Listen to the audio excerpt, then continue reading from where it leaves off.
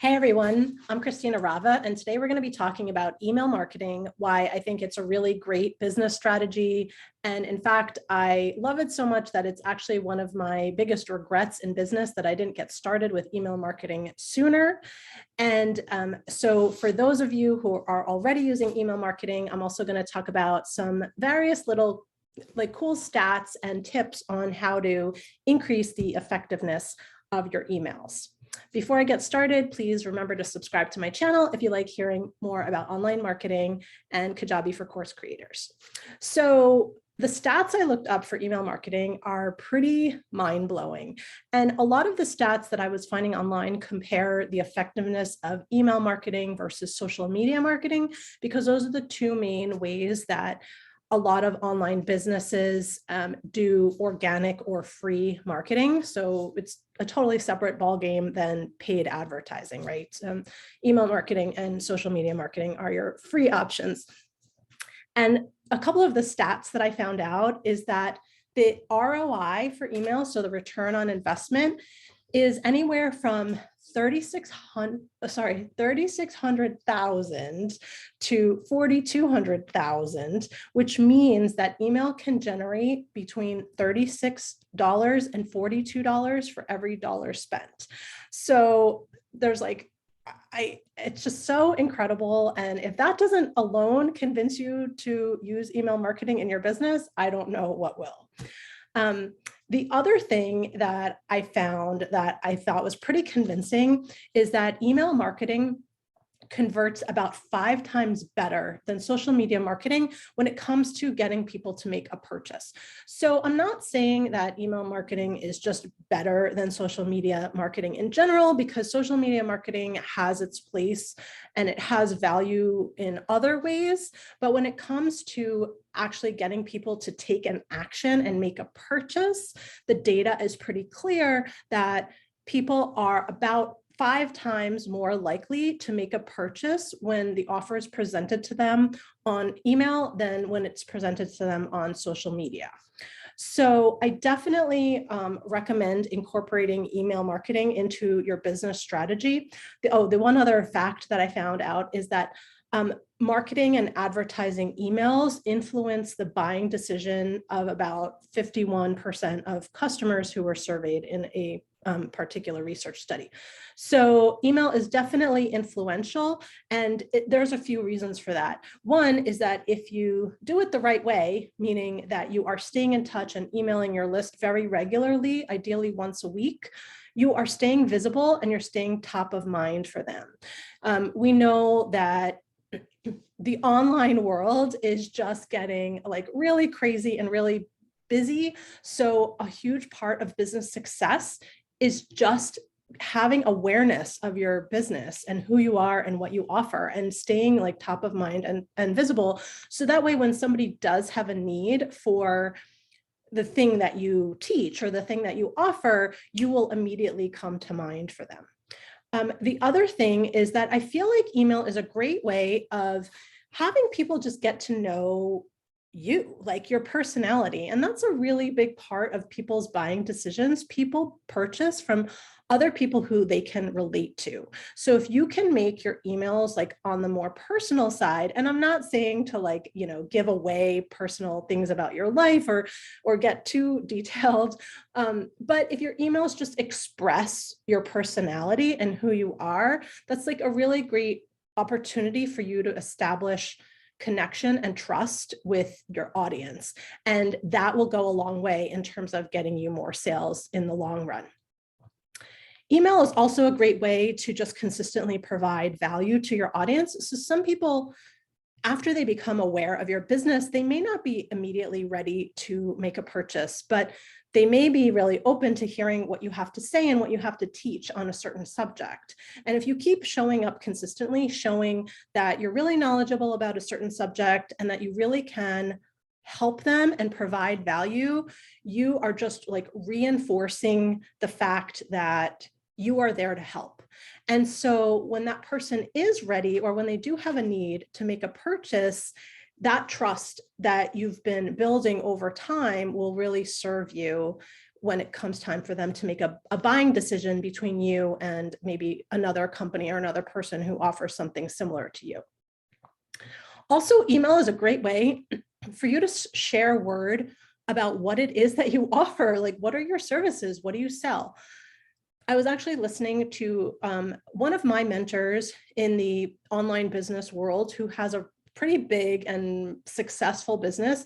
And she was saying that recently she did some kind of survey and found out that a lot of people in her audience weren't even clear on what it is that she sells and what it is that she offers. And I think as business owners, we get like wrapped up in our own world, and we tend to think like that everybody just somehow knows the things that we sell and the things that we offer. But that's really an assumption. And I feel like I feel it's important to just make it clear what you have out there. Like, I'm not saying to be salesy or pushy and to constantly be selling, but at the same time, I do think we are running a business. I do think it's important to raise awareness that we have certain products or services available for sale. And email is a great way of communicating that. So the next thing that I want to talk about is, like, if you do decide to leverage email marketing, what are some just little small ways that you can take full advantage of it? So one thing that I read when I was doing research on the subject, and that I also have seen personally, is that the best days for sending emails are Tuesday and Thursday, or midweek, Tuesday, Wednesday, and Thursday. And I definitely think this is true, because there are certain weeks where I've been busy and I haven't gotten around to sending my email until Friday. And I have consistently seen that my open rate, which is the percent of people who open a given email, tends to be lower when I send my emails out on Friday than when I send them out earlier in the week. So if you are sending emails, I recommend aiming for somewhere midweek. The other interesting fact I read was that 47% of people open emails based on the subject line. So this is something that I just think requires some experimentation. So you have to play around with, possibly like being really straightforward, just flat out saying what an email is about, versus like having maybe a little bit of a more quirky or mysterious subject line that sparks some interest and some intrigue to get people to open it. And then sometimes like saying what the email contains can make an impact. So for example, if you say that an email contains a video or that it contains a photo, people are more likely to open that email. And that's something that I've read about email research, but it's also something that I have experienced in my own business, is that when I say like picture inside or video inside, that my open rates are higher. The other thing is that emails containing personalization in the subject line are 22% more likely to be opened. So with any one of these tactics, like I don't recommend doing everything together every time, so you don't want to use personalization, add a video, and some of the other things that I'm going to talk about. But I just recommend playing around with the different techniques and seeing what works for you and just mixing it up a little bit. Because over time, you'll see what your audience responds to. And depending on the demographic of your audience or your niche, what works for one business owner may not work for another business owner. So it does require experimentation. So another example of that is emojis. So emojis do tend to be polarizing, and not surprisingly, emojis resonate better with younger audiences. So if you think about who your target audience is, if it skews younger, then I would experiment with using emojis. Whereas if it's an older audience, you may want to use them on occasion, but a little bit more sparingly. Also, women respond better to emojis than men do. So that's another thing to take into consideration when you're playing around with your subject lines. Another interesting fact is that emails that have an email signature at the bottom that contains a photo of you, the business owner, receive 32% more replies than emails without a photo in the signature. And that makes a lot of sense to me.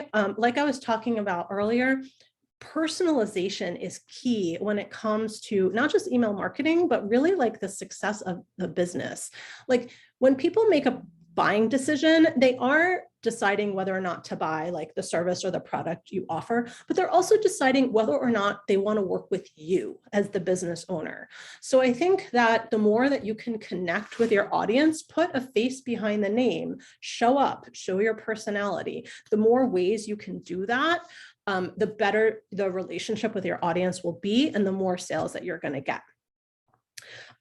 Another thing that kind of goes along with that is that 45% of people say that they like brands who don't take themselves too seriously. So again, like some balance is required here. Like you don't want to be totally like goofy or cutesy in your email, but you also don't want to sound like stiff and formal either. So you want to be professional. You know, you are running a business, you are a professional, but you also don't want to sound cookie cutter. Like you want to infuse like your personality. And like a great way of doing that is in your choice of words. You know, if there are certain words or phrases that you use all the time in everyday life, put them in your emails. At the same time, don't use words or phrases or expressions that you know, you might have maybe seen somebody else do, or that you think other people would respond to if that doesn't come naturally to you. So again, this requires like some playing around, but one exercise that you can do to see if the email is right before you send it is compose an email to your audience, and before you send it, print it out or just from the screen, read it aloud to yourself. And, you know, maybe look at your dog or pretend you're talking to your best friend and like, just think to yourself, like, does this sound like me? Like, is this something that I would say if I were talking to somebody? Like, is this how I want to sound? Is this how I want to come across? And like, that's how your emails should be. They're just an extension of you and who you are, both as a person, as a business owner. So those are my tips for email marketing. There's like tons more that I can say, but I don't want to overdo it with this video. But the last thing that I want to leave you with, which is I think the most important tip, is the most important thing when it comes to email marketing is consistency. You can potentially, like if you pretend to be a perfectionist, you could agonize, like, am I saying the wrong thing? Does this sound weird? Am I doing it right? Do I have too many links? Like there's a million ways you can second guess yourself. But if you second guess yourself and if you're being a perfectionist, you're never going to hit send on that email. And all of these great like benefits of email marketing, you're never going to experience them if you're holding yourself back. So I would say like, it's a habit and it's a skill, just like many other things, both in business and in life. It takes practice and you have to do it imperfectly. And the more you do it, the more you'll get better at it. You'll kind of like get into a groove. You'll see what your audience responds to. Like you'll see, like, are they actually replying to your emails, or what percent of your emails are getting opened, or what percent of your links are getting clicked. And you'll learn things over time. It's really great from like a market research perspective. Like once you have, hundreds or thousands of emails that you've sent out, there's a lot that you can learn from the different patterns that you see from the different types of emails that you've sent. And so I feel like being consistent is good for that reason. It's a learning experience and it's just a way of getting better. And it's also like just taking advantage of every day that you have in your business is a chance for you to connect with your audience. So try not to overthink things. Just make it a point, make it a commitment for yourself and your business to send an email out to your list, even if it's like 5 people, because we all start at 0. We all start with like, yourself or your spouse or your mom or your sister on your list, and you feel kind of stupid sending an email out when it's only a couple of people. But I promise you, like every business owner, even the ones that are making multiple 6 and 7 figures, they all started where you are. They all started at 0 with their email list, and they built it up over time, and they got better with it over time. So I feel like I've been on a little bit of a soapbox, but I hope this has been helpful. And I encourage you to get going with email marketing to grow your online business.